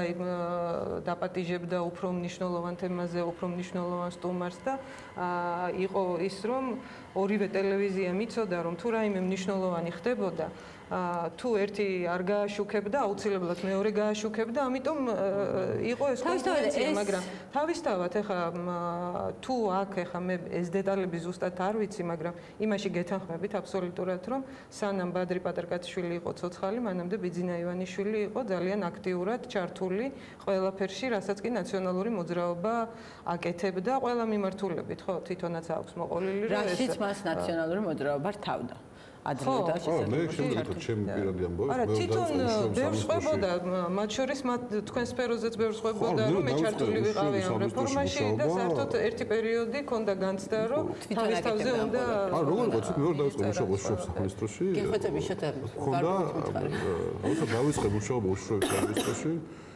2004 წელს გაზაფხული იყო, მithქვეს რომ ხელფასი ექნება 100 ლარიო და მე ვთქვი 100 ლარი მექნება ხელფასი, მაშინ კარგად არ მაინტერესებს ეს სამუშაო. არა, მithქვეს თვის ბოლოს მიხვალ ქართულში და მე იქ მოგხედავენ მოკლედ და ყოველთვის ბოლოს მივდიოდი და თუ 100 ლარს მიხდიდა სახელმწიფო 900 დოლარს მიღებდი ყოველთვე ბანკი ქართულსგან 2004 2005 და 2006 წლის ნაწილში. 6 წლის ნაწილი, ანუ პირველი 2 წელი და ნახევარი. კიდევ იყო სხვა ფონდი, რაშიც მონაწილეობდა თუ არ ვწდები ჯორჯ სოროსი. ანუ სოროსის ფონდი იყო ფონდი იყო გაკეთებული, სადაც აიდანაც ხდებოდა და ბიძინა ივანიშვილიც იყო ამის მონაწილე. ამ ყველაფრიდან გამომდინარე, აი რასაც ახლა ვხედავთ, იმედია რომ ამას სხვა მედიაც აიტაცებს, იმიტომ რომ ეს არ არის რაღაცა საიდუმლო ინფორმაცია, ან ექსკლუზიური ინფორმაცია, რომელიც მე გამოვაქვეყნე. ჩვენ და სამწუხაროდ ეს ყველაფერი თურმე თავისუფლად YouTube-ზე დევს, ნებისმიერ ადამიანს შეეძლო ენახა, უბრალოდ გამომდინარე იქიდან, რომ არ არსებობდა ანუ არ არსებობდა გარდაცვლილი, არც მიგვიქცევია ყურადღება პირადად მე არ მიმიქცევია ყურადღება, რას ლაპარაკობდა აც გარდაცვლილი ეროსი კიცმარიშვილი. თუ ფიქრობთ, რომ აი ამ ყველაფრიდან გამომდინარე, უპრიანი იქნება, როცა საქმე ეხება ყველაზე რეიტინგულ ნაციონალურ ოპოზიციურ არხს, რომლის თქვათ ხელისუფლების გავლენის ქვეშ მოქცევაც მნიშვნელოვნად მიუხედავად იმისა, რას ფიქრობთ რუსთავი 2-ზე და რა წარმოდგენის ვართ, მნიშვნელოვნად დააზარალებს დემოკრატიის ხარისხს ქვეყანაში. თუ ფიქრობთ, რომ უნდა ჩაერთოს ამაში საერთაშორისო, თქვათ, საგამოძიებო სტრუქტურა, მიუკერძოებელი სტრუქტურა, რომელსაც არ ექნება პოლიტიკური ინტერესი რაიმე დამალოს, იმიტომ რომ ჩვენ ვხედავთ, როგორ მოქმედებს ახლა სამართალდამცავი ორგანოები, როგორ მოქმედებენ. თუ შეიძლება ბატონო თუ ფიქრობთ რომ საგამოძიებო პროცესში იცით რა არის მე ერთი რამე რაც დანამდვილებით შემიძლია გითხრათ ეს არის რომ როგორც არასდროს ჩვენ ყველა დაინტერესებული ვართ ან უნდა ვიყოთ სულმცირე რომ გამოძიება იყოს ობიექტური რა გზებით გაკეთდება და რა გზებით მიიღწევა ეს მე უფრო მეც გეტყვით რა დღევანდელი გამოძიების პროფესიონალიზმის არ მჯერა მე არ მინდა ვთქვა რომ დაინტერესებულები არიან რა მაინდა-მაინც რაც გამოგავლია ჩემ ხელში რაც საქმეებს აი გეტყვით რა შემიძლია ხო არა სხვა რამეზე საუბარი რა თვითონ პროფესიონალიზმის ხარისხს არ მჯერა რა ფონდის მომითხოვია იქ არსებული პროფესიონალების მიმართაც მაგრამ მთლიანობაში სისტემას საუბრობ ძალიან დაბალი პროფესიონალიზმი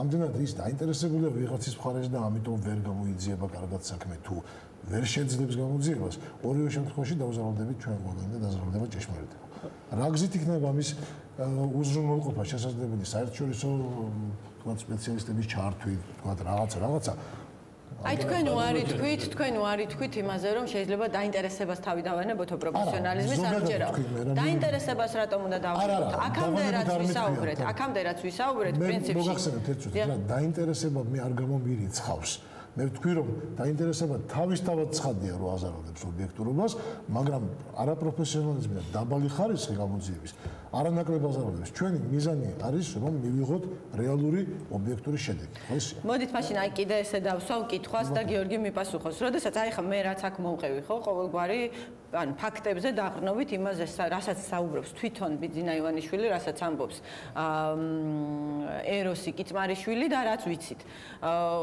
ფაქტია რომ ერთ-ერთ ვერსიად და ეს ვერსია არის ლეგიტიმური და დამეთანხმეთ ყველანი, შეიძლება განვიხილოთ ისიც რომ ბიძინა ივანიშვილს ჰქონდა დაინტერესება ეროსი კიწმარიშვილი არ გამოცხადებულიყო სასამართლოზე. შეგვიძლია ხო ეს რომ განვიხილოთ ერთ-ერთ ვერსიად. ძალიან საშიში ვერსია, ძალიან ცუდი ქვეყნისთვის.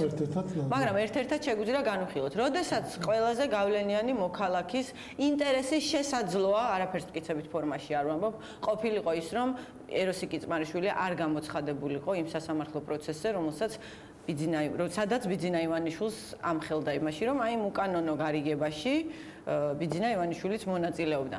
არის თუ არა ლეგიტიმური და უპრიანი იმის მოთხოვნა, რომ ეს საქმე გამოიძიოს საერთაშორისო დამოუკიდებელმა ორგანიზაციამ. მოდი პირველ რიგში რამდენიმე ფაქტს მოვიყვან, ჩვენ ვცხოვრობთ ქვეყანაში, სადაც ისეთი დოკუმენტიც კი, როგორც არის მაგალითად ამერიკის შეერთებული შტატების ფედერალური საგამოძიებო ბიუროს დადებული დასკვნა, ექსპერტიზა საზოგადოების დიდი ნაწილისთვის, ნუ დავარქვათ ამას არასანდო, არაფრად არ მიიჩნევა, ხო? დღემდე ჩვენ ვსაუბრობთ, ხვდებით ალბათ რომელ საქმეზე მაქვს საუბარი, ეს საქმე არის თავიდან გამოსაძიებელი, იქ არის უამრავი საეჭვო გარემოება, თუმცა ფედერალური საგამოძიებო ბიურო იყო ჩართული ადრეული ეტაპიდან, ისინი მალევე ჩამოვიდნენ საქართველოში და დატოვეს დასკვნა, რომელიც მე ინახებოდა მთავარი პროკურორის სეიფში და ასე შემდეგ. თუმცა დღესაც დაკავებულია რამდენი პირი ამ საქმესთან, რამდენიმე პირი, მათ შორის სასამართლო სამართლის ექსპერტი, რომელმაც უშუალოდ ჩაატარა ექსპერტიზა ყოფილი პრემიერ-მინისტრის გვამზე და ასევე მისი პირადი დაცვის წევრები. ამას ემატება ის, რომ ეხლა ბატონ გოჩა ერთ საკითხს აყენებს აბსოლუტურად ლეგიტიმურად, ეს არის კონკრეტული ხარვეზები გამოძიებაში არსებული და უამრავი სისხლის სამართლის საქმე შეიძლება იქნას ამოღებული, სადაც პრობლემები თავს იჩენს და ჩვენ დღეს კი ვსჯელობთ, მაგრამ დრო გადის. რეალურად ჩვენ ვსჯელობთ, არის თუ არა აუცილებლობა თუ ხელისუფლებას აქვს ნება იმისა, რომ ვთქვათ, მის მიერ გამოძიებულ საქმეს კონდეს კიდევ დამატებითი წონა და იყოს დამაჯერებელი შედეგები, იგი თავად უნდა ზრუნავდეს იმაზე, როგორც ამაზე ვთქვათ, ზრუნავს ხოლმე ნებისმიერი ხელისუფლება, როდესაც ხედავს, რომ საქმე არის ძალიან ბევრი კითხვის ნიშნის მქონე, რომ ჩართოს შიგნით ალტერნატიული ძალა. ეს შეიძლება იყოს გარე ექსპერტები, შეიძლება იყოს თქვათ შიდა რაღაც საზოგადოებრივი მექანიზმი, რომლის პრაქტიკად საქართველოში არ არის და დღემდეა საუბარი იმაზე, რომ საქართველოში მსგავს ფაქტებს უნდა იძიებდეს რაღაცა დამოუკიდებელი სტრუქტურა ან ზედამხედველი სტრუქტურა არსებობს, თუმცა მე მქონდა არაერთი ფაქტი, სადაც მაგიდაზე მედო თქვათ გარდაცვლილი პატიმრის ექსპერტიზის დასკვნა, სადაც მითითებული იყო თქვათ თელი რიგი დეტალები და სადაც თუნდაც რამდენიმე უცხოელ ექსპერტს როდესაც ვაჩვენე, მათ თქვეს, რომ არის ხარვეზები ექსპერტიზაში და რაღაც კვლევა არ არის ჩატარებული და ეს აჩენს უამრავ კითხვის ნიშანს, იმიტომ მაგალითად არ ჩანს სიკვდილის მიზეზი. თუმცა შვეიცარიელმა ერთ-ერთმა ცნობილმა სასამართლო სამართლის ექსპერტმა მითხრა, აი ეს კონკრეტული რაღაც რო გამოეკვლიათო, შეიძლება გასულიყვნენ სიკვდილის მიზეზზე. იმიტომ იქ იყო უამრავი რაღაცა. გავიხსენოთ სერგო თეთრაძის საქმე, რაზეც დღეს რამდენიმე პირი პასუხისმგებაშია მიცემული, რამდენიმე ძებნაშია. ეხლა თქვენ თუ აიღებთ ექსპერტიზის დასკვნას, ხა აღარ არის ეს დასამალი, მე მახსოვს ძალიან კარგად ველოდებოდი სწავლობდი ამ საქმეს, მაშინ ირაკლი ალასანიამ შემოიტანა ჩვენთან ეს საქმე შესასწავლად, თუმცა ესეთ ფაქტებზე, სადაც კონკრეტული მოწმე არ ყავს, წარმოუდგენელია შენ შეგექმნას, წარმოუდგენელია იმას თუ ვიდეო პირი არ არიან უშუალოდ იქ მყოფი ადამიანი, ექსპერტიზის დასკვნის გარეშე. იგივე ხა საუბრობენ, რომ ეს არის თვითმკვლელობა, მკვლელობა, არ აქვს მნიშვნელობა. თუ არ დაიდება დეტალური ექსპერტიზა, რომელსაც შეუძლია დაახლოებით 90%-ს გასცეს პასუხი ყოველგვარი ჩანაწერების გარეშე. ნდობა ამ გამოძიების მიმართ ვერ გექნება. იმიტომ რომ მე რამდენიმეჯერ წავიღე ამ გაკეთებული ექსპერტიზები და მინდა გითხრათ, რომ მათი ნაწილი იყო სავსებ ნორმალურად, ჩვენთან სამწუხაროდ გვამებზე გაცილებით კარგად მუშაობენ, ვიდრე ცოცხალ ადამიანებზე, როცა დაზიანებები უნდა აღწერონ, მაგალითად იგივე ცემის და წამების ფაქტები, მაგრამ ეს პრობლემა დგას.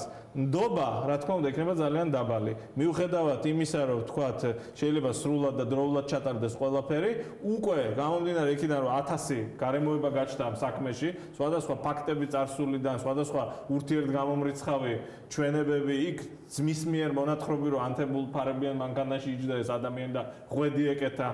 იარაღის შეძენის ფაქტი. ამიტომაც დროულად უნდა იფიქროს ხელისუფლებამ იმაზე, რომ რაც შეიძლება მეტი ლეგიტიმურობა მიეცეს გამოძიების პროცესს და ეს მარტივად არ გაკეთდება. კიდევ ერთი ფაქტი, რაც ვიცი და რაც ალბათ ხვალ გახდება ცნობილი არის ის, რომ იარაღი იდო უკანას, ანუ არა იქ, სადაც წესით ესეც გავიგე, არ ვიცი ალბათ ხვალ. ეს საქმე არის უამრავი ვარაუდები რა, ლოგიკური დასკვნები თქვა, იქ ანთებული ფარები ხვედი, ეს ლოგიკური დასკვნებია.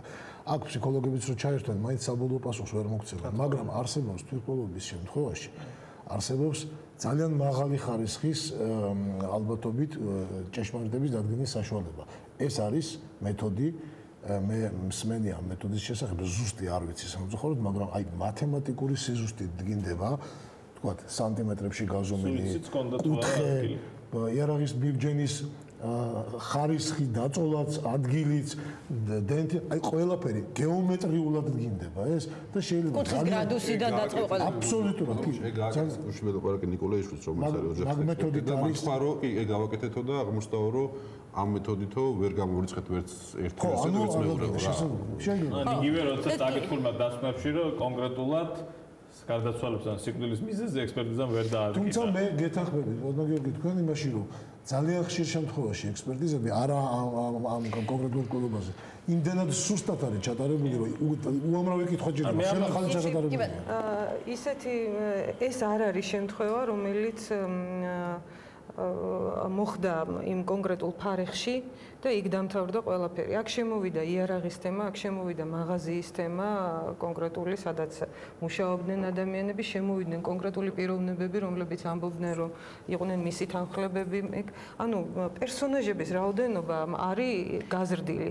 მე რაღაცნაირად მაქვს განცდა იმისა, რომ აი რომ გავიხსენოთ, თქვათ გირგვლიანის საქმე, რომელიც თითქოს ყველაფერი დაალაგებული იყო, მაგრამ სადღაც ერთი რგოლი რომ იყო ამოვარდნილი, იქ საქმე ბოლომდე ვერ მივიდა და შესაბამისად ის ეჭვი საზოგადოებას დარჩა და ბუნებრივია რომ რაღაცა ამბავი ყველამ ვიცოდით სად გაწყდა და ვის კონკრეტულ რა სახელ გვარზე.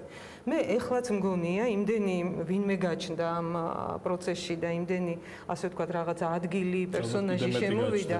ხო შეიძლება კიდე მეტი გაჩნდეს რომ ამ შემთხვევაში თუ ძალიან დამაჯერებელი არ იქნა, თუ ძალიან დამაჯერებელი არ იქნა მართლაც პასუხი, თავისთავად საქმე არის რეზონანსული, ბუნებრივად აი ამ წარსული რაღაცებიდან გამომდინარე, ამ ინტერვიუებიდან გამომდინარე, მისი პერსონაჟიდან გამომდინარე, ეროსი კიტმარიშვილის, რუსთავი ორიდან გამომდინარე, ცხადია და ბუნებრივია ასეთ შემთხვევაში მართლაც გამოძიების მე არ მიყვარს ეს ისა ყოველთვის ცუდად თავდება ხოლმე ღირსების საქმეთ როცა ჩაითვლება რაღაცა საქმე ის ყოველად უღირსებოდ თავდება ხოლმე უმეტეს შემთხვევაში მაგრამ მართლაც მათ ინტერესში უნდა იყოს ძალიან რომ ასეთ შემთხვევაში პოლიტიკური შეფერილობა მოეხსნას ამას ყველაფერს და ეს ყველაფერი საზოგადოებამ მიიღოს რაც მთავარია ამიტომ რომ ადრე გვიან 1 წლის მერე 2 წლის მერე მაინც ყველაფერი აუცილებლად მიგიყვანს იქამდე სადამ. კი ბატონო, კიდევ ერთი მნიშვნელოვანი დეტალი რაც არის ვთქვათ, არის ის რომ ვიტყვი კიდე მიუხედავად თქვენ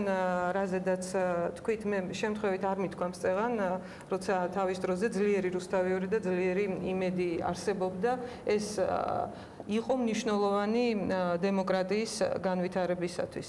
მიუხედავად იმისა, რომ მე პირადად რთული, ასე ვთქვათ, ტკივილები მაქვს გადატანილი რუსთავი ორთან დაკავშირებით, ასე ვთქვათ, მაგრამ ამას აღარ მინაპარაკია. არა, უცებად 9 წლის განმავლობაში. რა თქმა უნდა, ეს იყო წინა საუკუნეში პირდაპირ გადატანილი მნიშვნელობით მართლაც.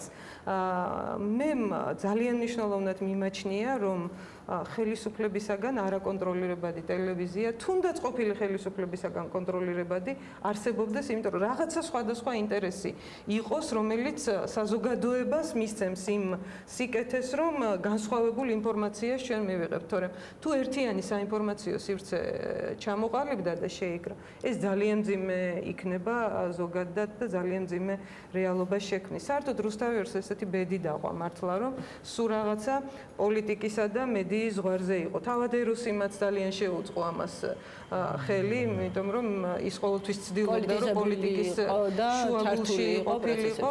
მას მაესტროშიც იგივე დაემართა, მე როცა თან მაესტრო მართლა გააკეთა რაღაცა პერიოდის განმავლობაში და ჩვენ დავინახეთ რომ მაესტროს წამყვანმა ჟურნალისტმა მას ეს ჩვენ თვალწინ დავინახეთ, რომ უფრო მოკლე დროში ცხადია და ის, მაგრამ მან კარგი პროდუქტი შექმნა მაესტროს სახითაც, მაგრამ ის ასევე გადავიდა პოლიტიკაშიც, მერე და პარალელურად უკვე დაკლებია ესე უკაცრავად რა.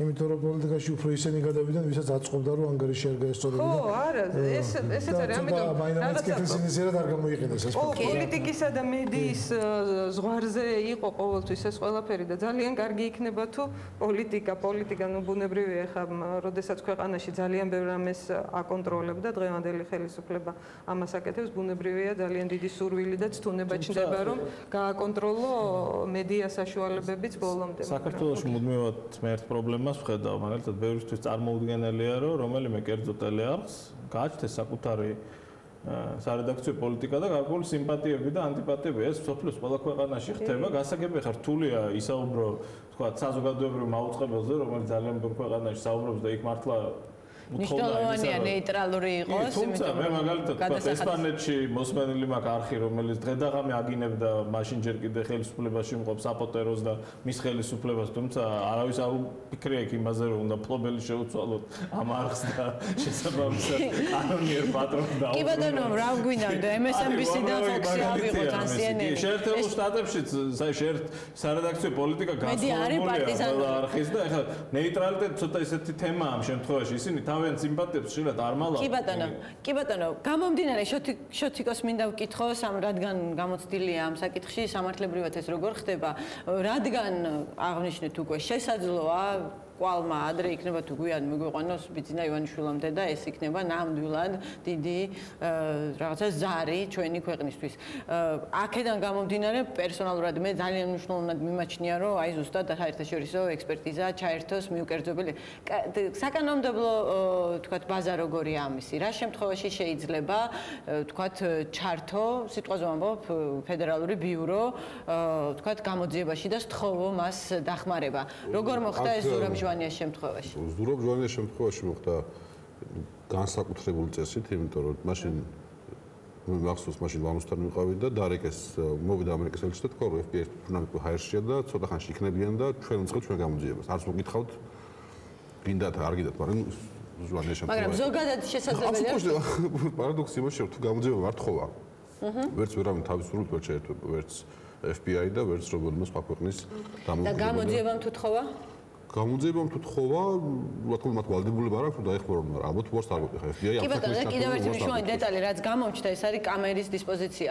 ანუ ჩვენ ახლა შეგვიძლია რომ მოვითხოვოთ ის რომ ნახოთ კამერები იდგა იქ მაშინ რა ქვია არა ნიშნავია რომ ის კამერა აღმოჩნდა რომ ყოფილა დამონტაჟებული თავად ეროსის თხოვნით მას მერე რაც მასზე მოხდა თუ არ ვცდები 2 წლის წინათ განხორციელებული ყაჩაღობა და აი მაყურებელს შეუძლია ნახოს მას უშუალოდ არ შეხება ის იმ სახლში მოხდა თუ იმ სახლში მოხდა ხო ყოველ შემთხვევაში ეს კამერა გაჩნდა იყო რომელიც აღმოჩნდა რომ მისგან მიტრიალებულია და ზედატყვია ნათითურებიც არ ვიცი ხა ეს ხელთქმანი კიდე გამოძიებაზე ძალიან საინტერესო თემაა მაგალითად როდესაც ხელისუფლება ხედავს რომ რაღაც ნაწილში უჭირს და ჭირდება მეტი მტკიცებულებები დამაჯერებით თქვა იგივე როდესაც ეს ცოცხების თემა წამოვიდა საჯელახსულებაში მაშინ რა გააკეთა პროკურატურამ მოიწვია უცხოელი სასამართლო სამედიცინო ექსპერტი ერთ-ერთი გამოჩენილი ლიტველი სასამართლო სამედიცინო ექსპერტი რომელიც შევიდა დაწესებულებაში შეამოწმა ეს კონკრეტული პირი და მან გახსოვთ BBC-ზე გააკეთა განცხადება რომ არანაირ გაუპატიურებას ამ შემთხვევაში ადგილი არ ქონია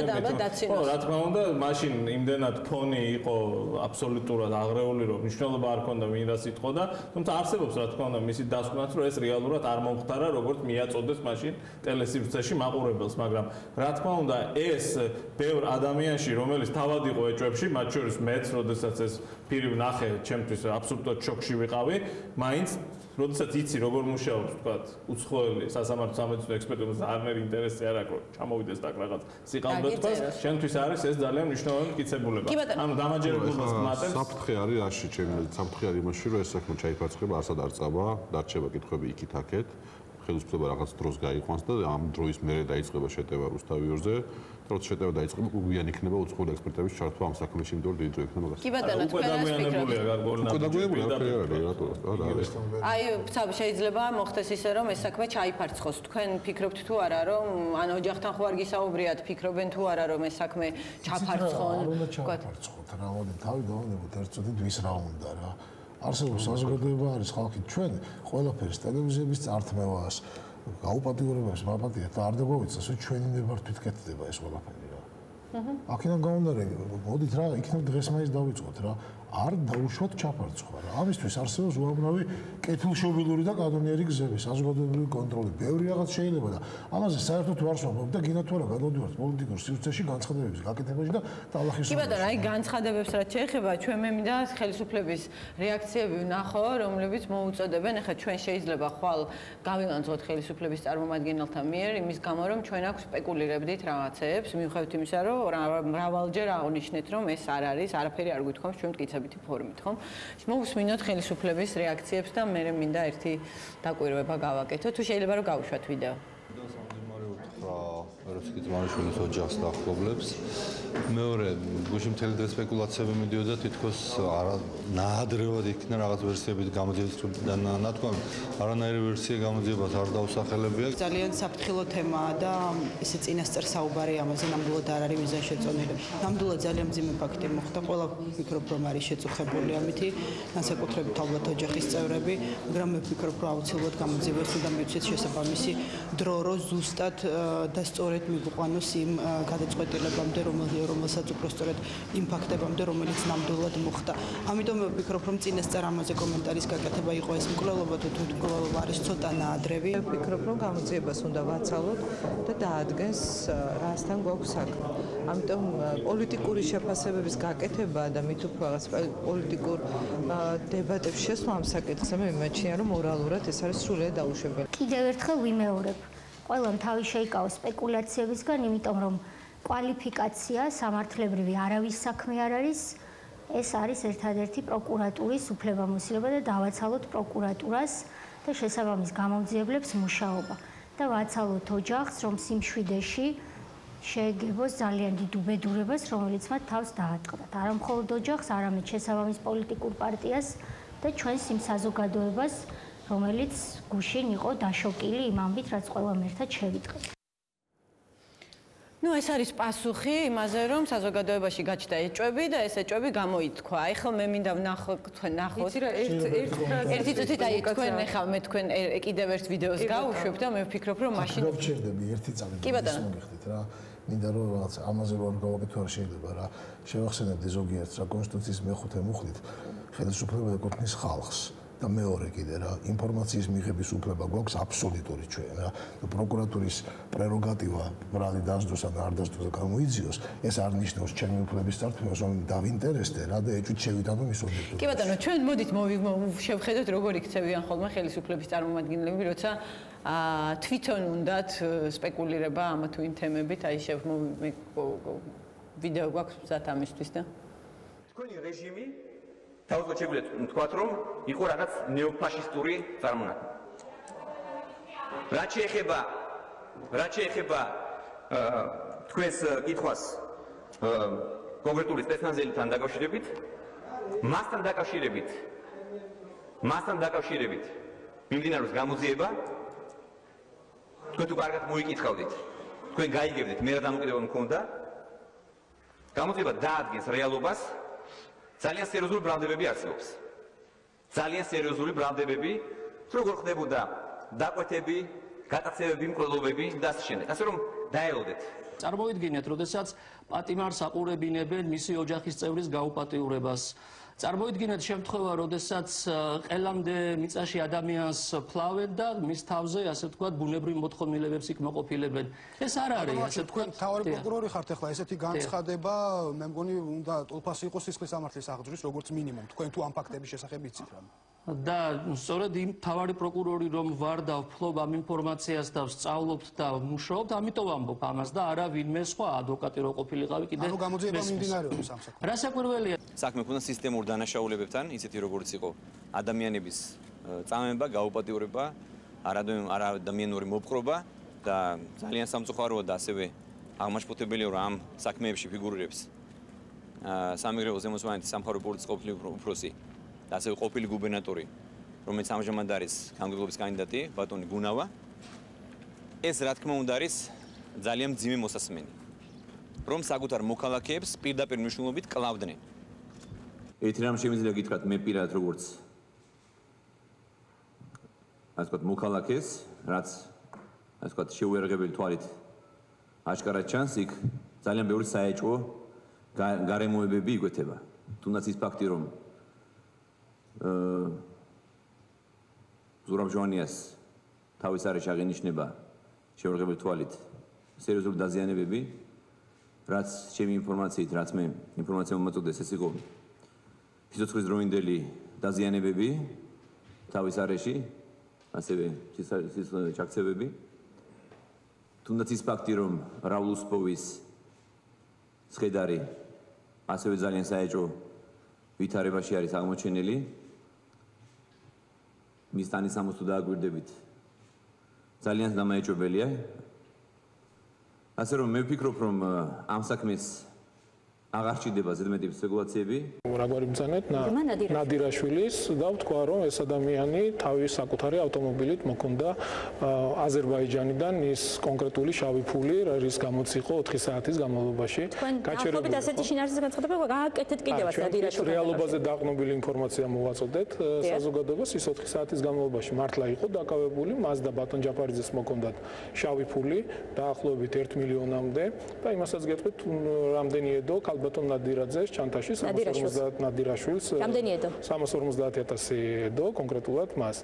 თუმცა ჩანთაში ესეთი დეტალები თქვენთვის ცნობილია? კი, ეს დეტალები ჩვენთვის ცნობილია. მაგრამ ამას გადასტურება ჭირდება. ეს ყველაფერი, ასე რომ ვთქვათ, მიჩუმატდა, რადგან აქ იყო სახელმწიფოებს შორის ურთიერთობების თემა. როდესაც ჩვენი კანდიდატი მოხსენით მარნეულში, ზუსტად იმის გამო გავაკეთეთ და მივიღეთ ეს გადაწყვეტილება, რომ ქონდა ინფორმაცია რომ ნაციონალური მოძრაობა ზუსტად ეთნიკურ ნიადაგზე გეგმავდა არეულობის მოწყობას მარნეულის რაიონში. ზუსტად ამის გამო იქნა მიღებული გადაწყვეტილება მოგვეხსნა ჩვენი კანდიდატი, თუმცა ჩვენ მოხსნილმა კანდიდატმა მაინც გაიმარჯვა, რამდენად საოცარი არ უნდა იყოს ეს ყველაფერი. მე ეს იმის ბუნებრივია მიხვდით, რისთვის გავაკეთეთ, ჩვენ სპეკულაციებისგან და კითხვების დასმისგან, თავის შეკავებისკენ მოგვიწოდებს გუნდი, სახელმწიფო გუნდი, რომელიც როგორ იქცევა, როგორც დაუდასტურებელი ყოვლად რაღაცა გამოუძიებელი დანაშაულების ეგრეთ წოდებული. ეს არის ხელისუფლების სენი. მე მინდოდა ეს მეთქვა წეღან რეპლიკა, იმიტომ რომ მე ჩემი თავი მახსოვს წინა ხელისუფლების პირობებში აი იმ ადამიანებთან ერთად, რომლებიც ჩემთან ერთად ითხოვდნენ მთელ რიგ კითხვებზე პასუხის გაცემას და ხელისუფლების წარმომადგენლები ხშირად გვეუბნებოდნენ ჩვენ, რომ თქვენ სპეკულირებთ გარკვეული თემებით, ტრაგედიებით და ასე შემდგომ. რა ხდება ასეთი, როცა ხელისუფლებაში ხვდები და აღარ გინდა რომ აღარავინ აღარანაირი შეკითხვა აღარ დასვას. მე ვფიქრობ, ვეთანხმები აბსოლუტურად გოჩას, რომ საზოგადოება არსებობს იმისათვის, ოპოზიცია არსებობს იმისათვის, მედია არსებობს იმისათვის, რომ სწორედაც კითხვები დაისვას და ჩვენ ყველა მოვითხოვოთ კითხვებზე ადეკვატური პასუხები. რეალისტური პასუხები და ასე შემდგომ. ტელეარხი, რომელიც სვავს. კი ბატონო, და ჩემი ბოლო კითხვა გიორგის მინდა ვკითხო ეს და მე ნუ თუ რეპლიკის შესაძლებლობას ყველას მოგცემთ.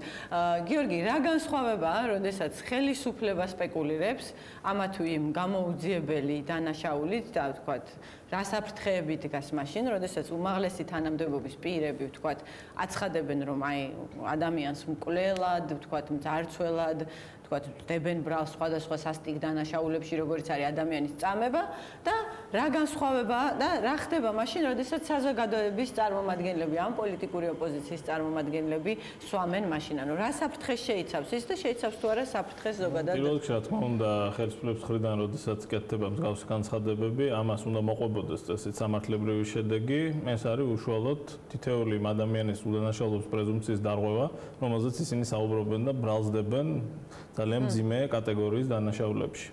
სამწუხაროდ საქართველოში კანონმდებლობა ამას არ არეგულირებს, იმიტომ რომ გარდა იმისა, რომ თქვა კონსტიტუცია განამტკიცებს უდანაშაულობის პრეზუმპციის პრინციპს, საკანონმდებლო ბაზა მე რეალურად არ არის შექმნილი იმისთვის, რომ ეს პრინციპი პრაქტიკაში იქნას. თუმცა არსებობს სტრასბურგის თემა მოლაშვილის წინააღმდეგ, როდესაც სააკაშვილის ორი სიტყვის გამო რაც მოიპარა ბოლო კაპიკამდე უკან მოიტანს, ეს ჩაითვალა მოლაშვილის უდანაშაულობის პრეზუმპციის დარღვევა.